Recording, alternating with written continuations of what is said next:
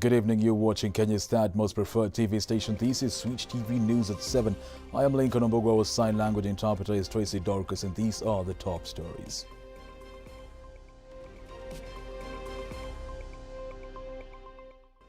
Jubilee Party dissatisfied on how IEBC conducted the just concluded Kiambaa by-elections after losing the parliamentary seat to UDA. BBI has lost its focus and meaning. Deputy President William Ruto tells of BBI frontiers. Did you know Dr. Abbas Junet worked as a volunteer for 11 years before rising to the helm of the Red Cross Society? Tonight on Know Your CEO, we interact with Bomber Pan-African Limited CEO Dr. Abbas Junet. Glad you're watching. Over 30 minutes of the broadcast begins now.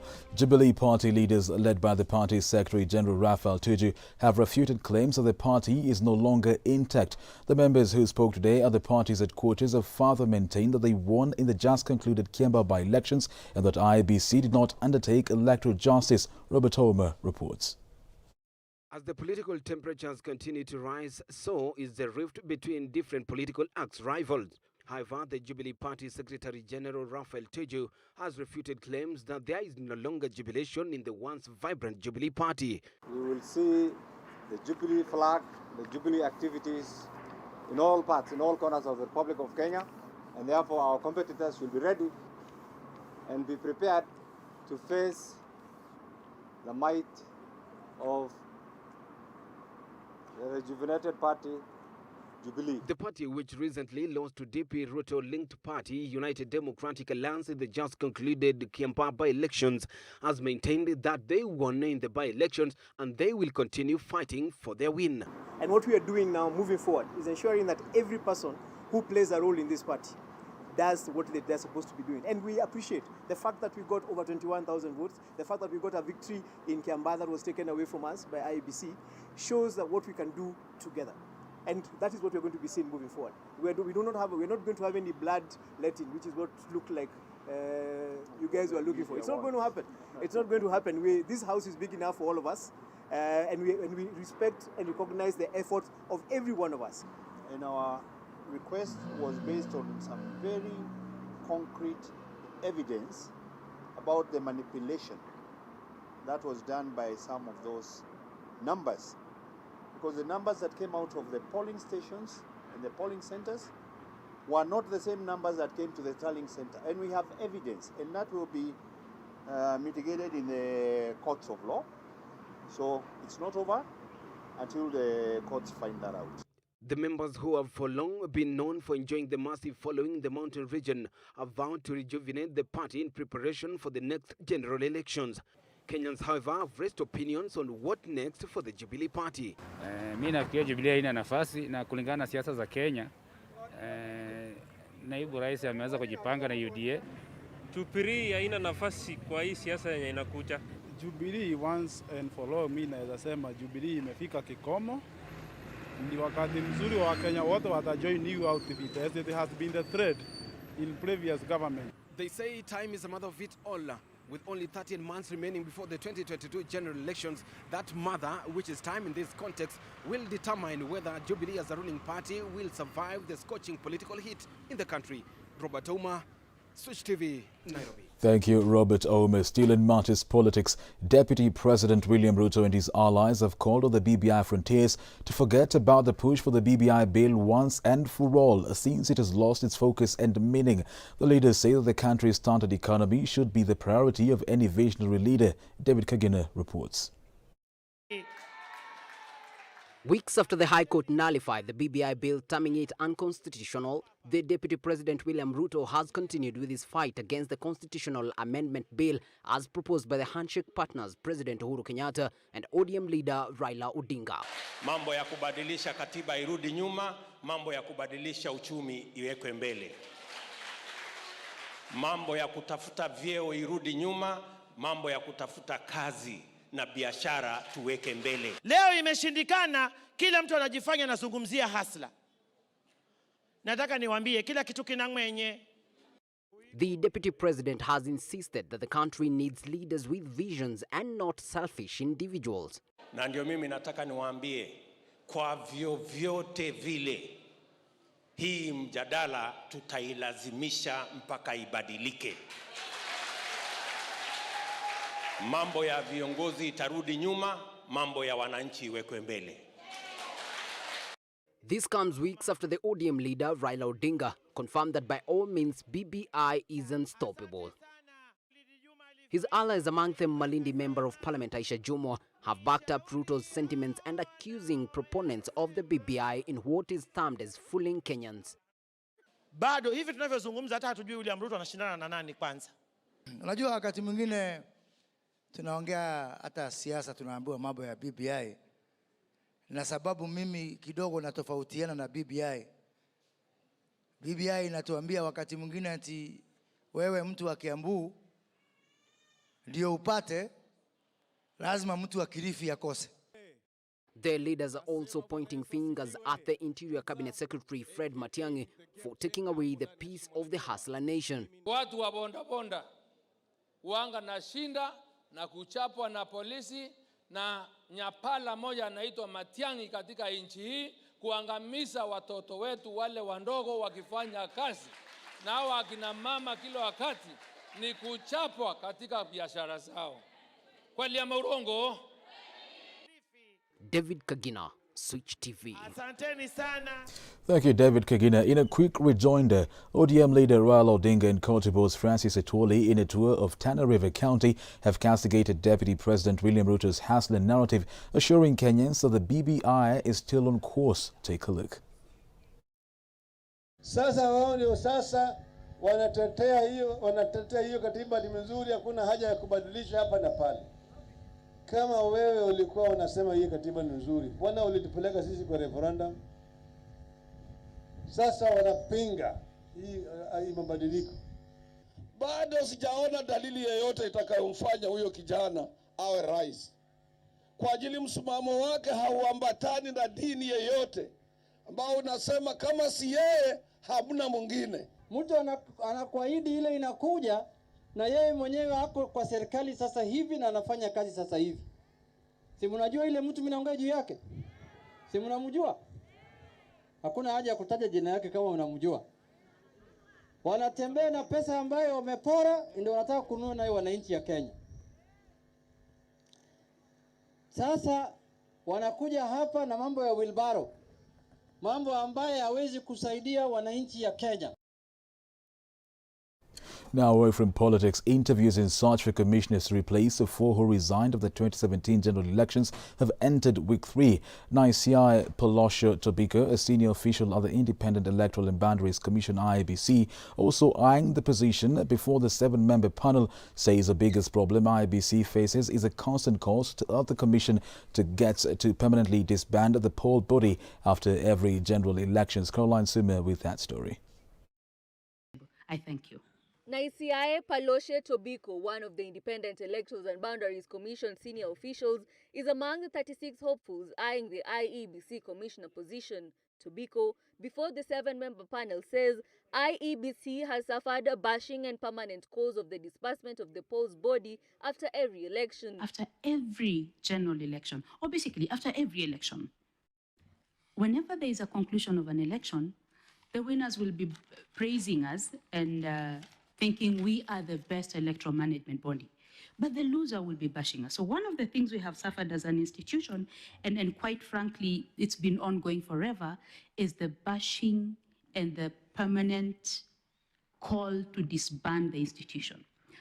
Mushid Muhammad, a public servant who served at the National Police Service Commission, had to defend his application as, according to panelist Maurice Kimuli, the Constitution bars former commissioners from applying other commissioner posts. The Constitution says if you have served as a commissioner with an independent commission, you cannot be reappointed after 6 years. That is not what the Constitution says. The Constitution says you serve for a term of 6 years, yes, and you shall not be amenable to reappointment.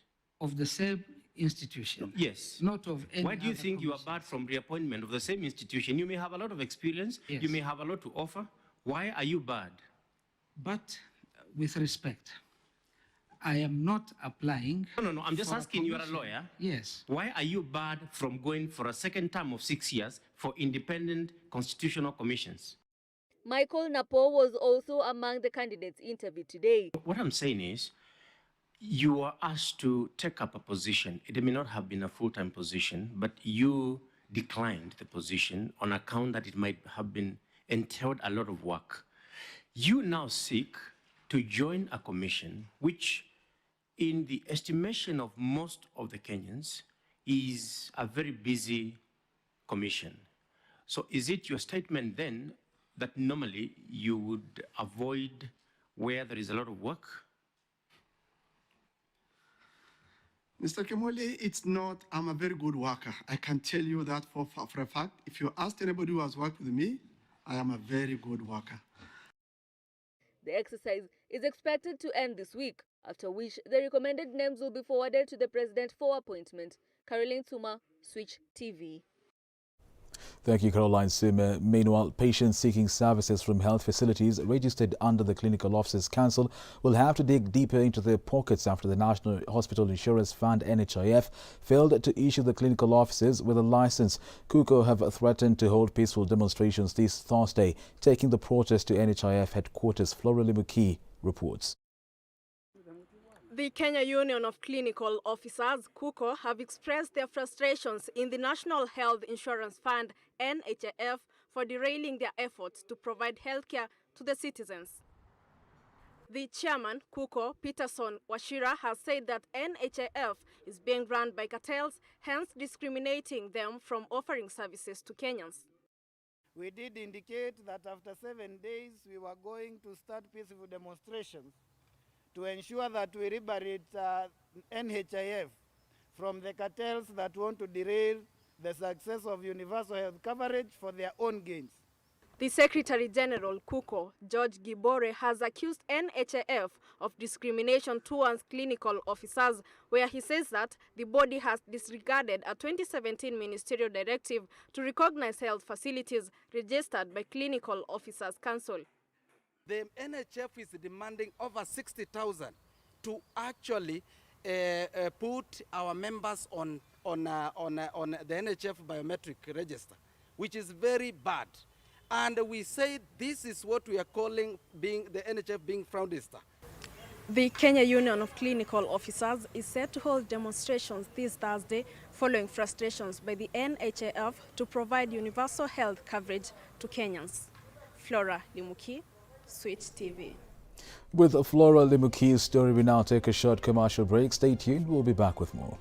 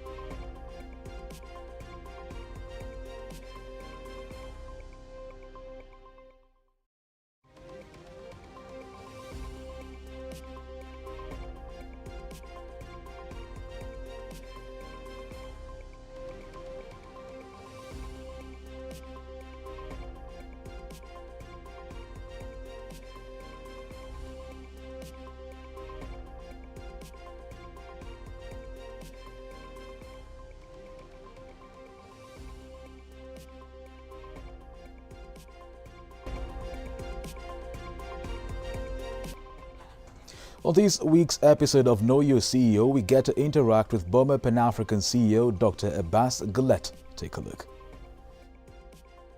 Ever want to know how a CEO sees his world? Then here's how.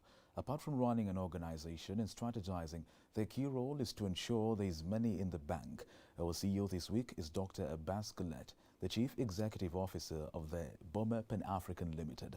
Prior to that, Dr. Abbas served as the Secretary General of the Kenyan Red Cross Society from 2005 to 2019 when he retired. His bio is so good. Dr. Abbas has been recognized by Forbes magazine and the United Nations Person of the Year in 2007 and has been accorded honorary awards by the Kenyan government. The list is endless. Dr. Abbas, thank you for creating time.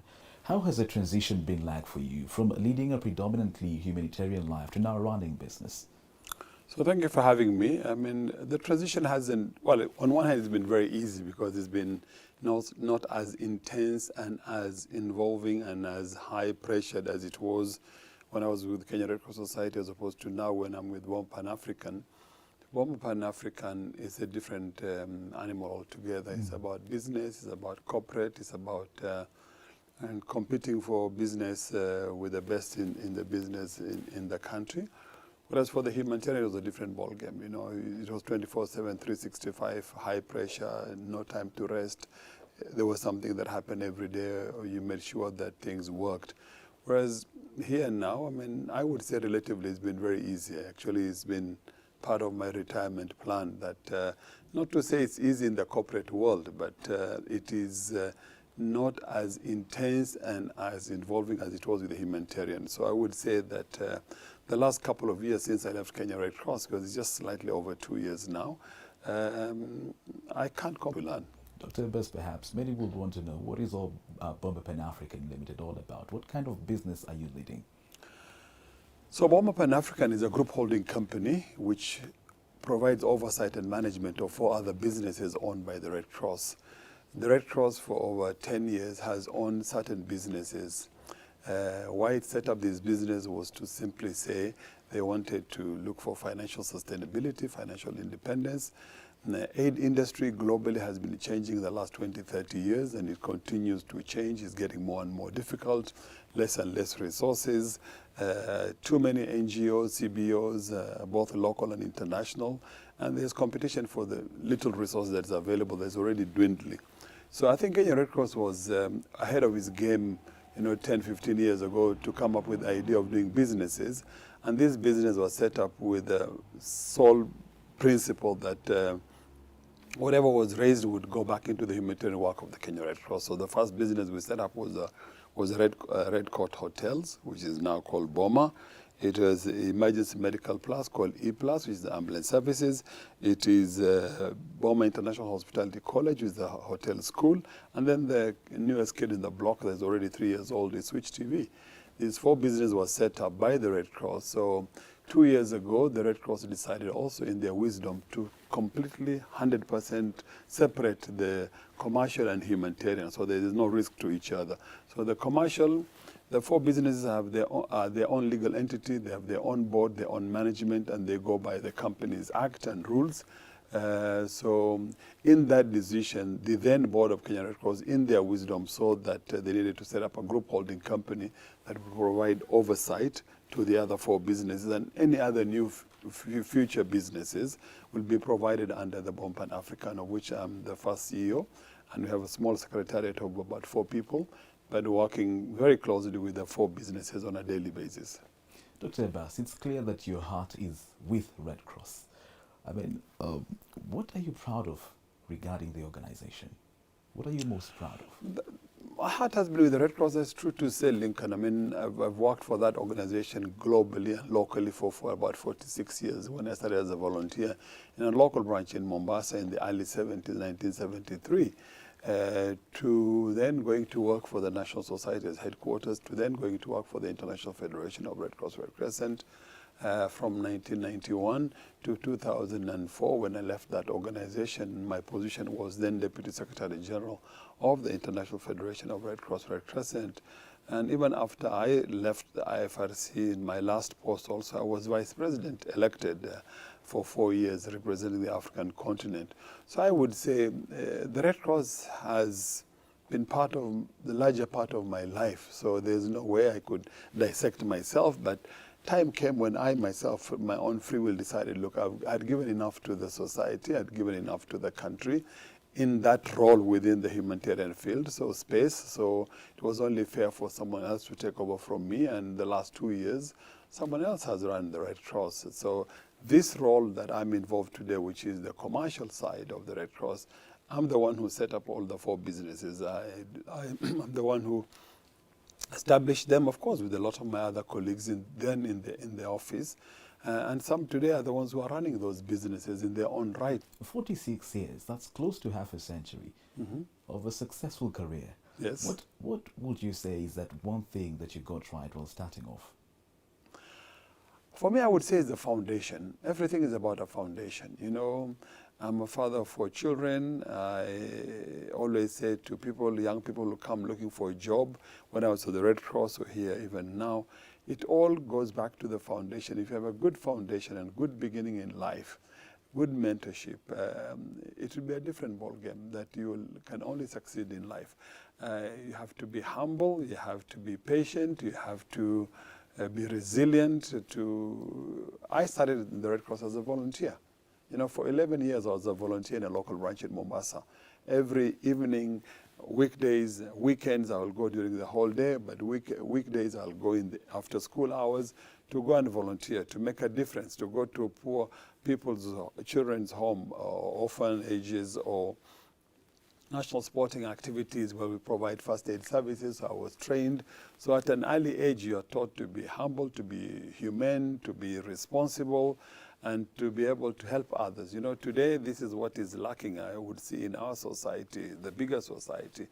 We, the older people, need to mentor, need to guide, need to assist young people in character molding, character building. You know, you had institutions like the 4YK clubs, you had debating clubs, you had the Red Cross, you had the YMCA, you had the YWCA, you had the St. John's, you had these institutions that were set up earlier, President's Award Scheme, where young people spend most of their time during their off hours. But today, in this age of digital and social media, of course, that's what's taken over. So for me, it's the foundation that is key.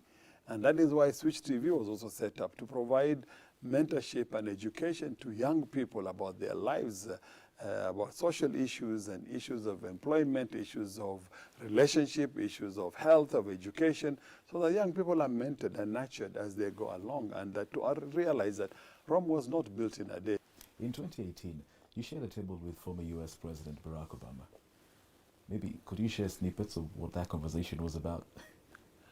What did he tell you? What did you tell him? I think it was very humbling to have met such a person of that status, being the almost like a global president, that today one of the most highly respected individuals. And so I was very fortunate to be among the few people that could sit with him on the table when he was having his lunch.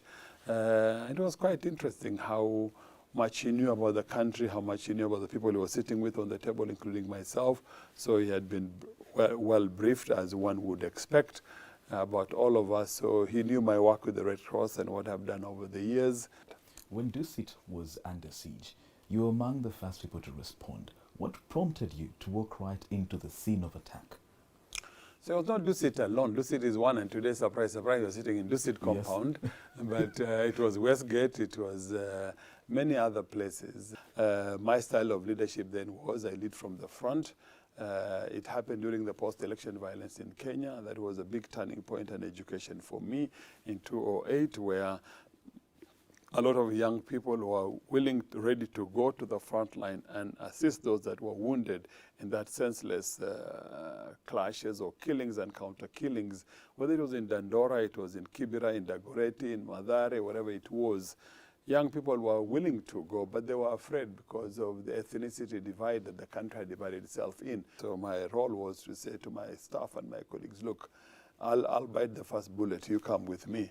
And once I moved and put on my jacket and was the one driving the first car that led the journey, then young people got very confident and were able to come.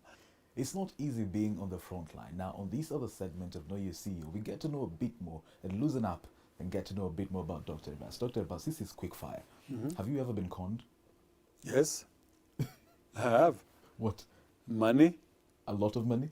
No, I don't want to say a lot. It could be a lot in some context, but maybe, yeah. But because I'm a very trusting person, you know, if you came to me today and you asked me for help, I would give.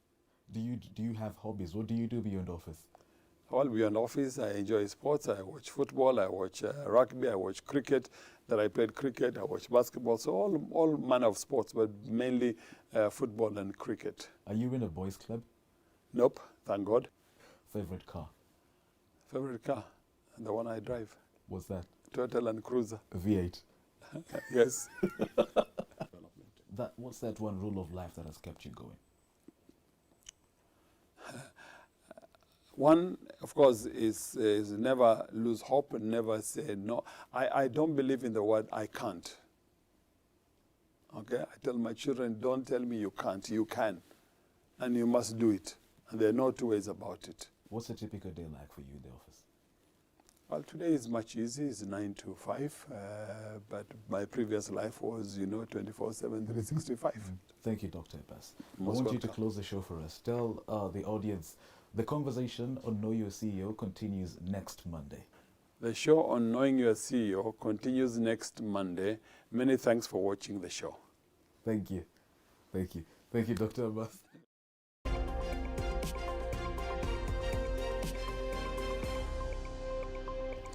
And from the sports desk, Kenya recorded a 3-0 win against Djibouti in the ongoing Sekafa Under-23 Championship at the Bahir Dar Stadium in northern Ethiopia. Ulinzi Stars midfielder John Jagona opened the scoring sheet in the first half, while Djibouti defender Mogi Idris' second-half own goal and a late strike from second-half substitute Benson Amala ensured emerging Stars bagged maximum points in their opening match. Following the win, Stanley Okumbi's side led Group C, which also comprises of South Sudan on 3 points and Djibouti on 0 points. Emerging Stars only need a draw in their next match against South Sudan on Wednesday to proceed to the semi-finals of the regional journey.